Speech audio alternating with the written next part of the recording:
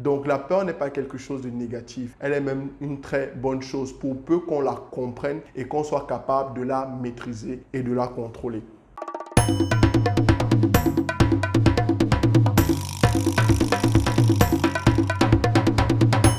Alors pour ce premier épisode, nous allons tout d'abord comprendre ce qu'est une peur et comment elle se crée en chacun de nous. Parce que si vous n'arrivez pas à comprendre de quoi il s'agit, vous ne pouvez pas trouver les solutions et les outils nécessaires pour la vaincre. Alors c'est quoi une peur?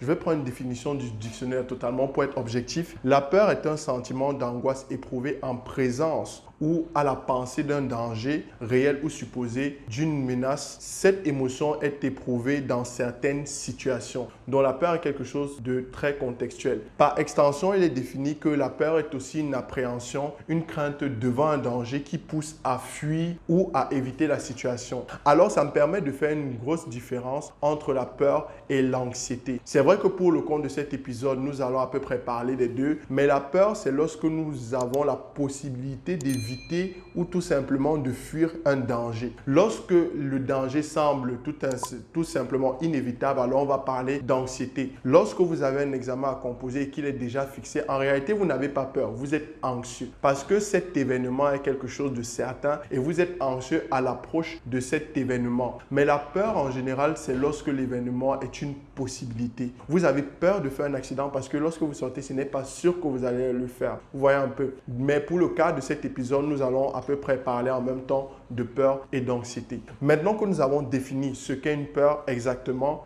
d'où tire-t-elle son origine? Alors, en général, la peur tire son origine de nos expériences. Des expériences que nous avons personnellement vécues ou encore des expériences que nous avons vécues à travers le regard d'autres personnes. Alors, quelles sont les expériences que nous avons personnellement vécues? C'est peut-être lorsque nous sommes petits, lorsque nous avons fait du vélo, nous sommes plusieurs fois tombés, nous nous sommes cassés la gueule comme on dit et nous avons compris que tomber, ça fait mal. C'est des expériences personnelles, c'est des expériences prévues. Alors, lorsqu'on grandit un peu plus, par peur du ridicule et d'autres choses, nous évitons de courir de manière trop excessive. Tout simplement, nous évitons de faire certaines choses qui peuvent nous conduire à tomber, par exemple, et à nous faire mal. Tout simplement. C'est des peurs qui sont véhiculées grâce à des expériences personnelles. Mais très souvent, dans notre société, nous sommes bloqués par des peurs qui ne nous appartiennent pas directement. Ce sont des peurs qui sont transmises. C'est très souvent des peurs qui sont tirées d'expériences vécues par d'autres personnes. Lorsque vous parlez par exemple à votre cousin et qu'il vous dit tout simplement qu'il a créé sa structure et qu'il s'est endetté et qu'il n'a pas pu sortir de cette dette pendant 2-3 années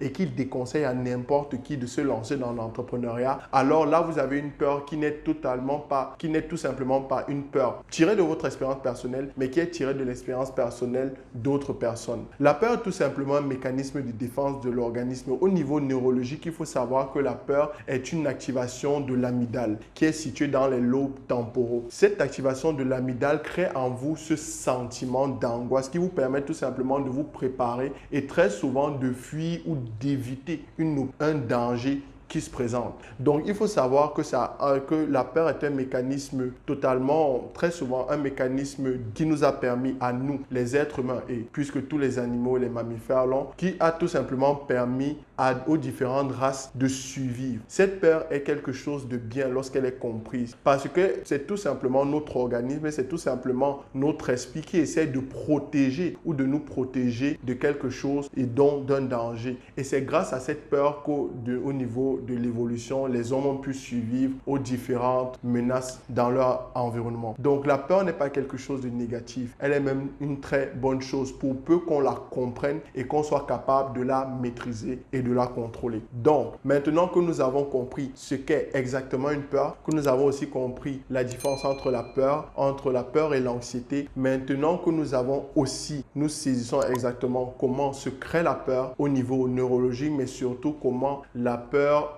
entre tout simplement dans notre expérience personnelle ou une expérience acquise de par les membres proches de nous, de par notre environnement, de par notre société, de par notre quartier, alors nous pouvons passer à la prochaine étape qui est tout simplement d'identifier nos peurs. Au prochain épisode.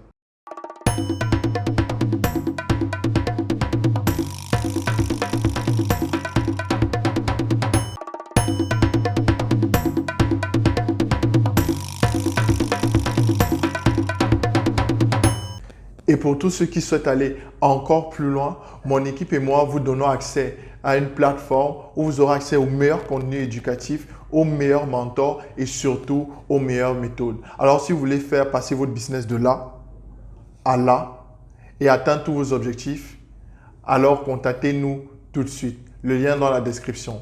Je vous dis à tout de suite. Ciao la famille.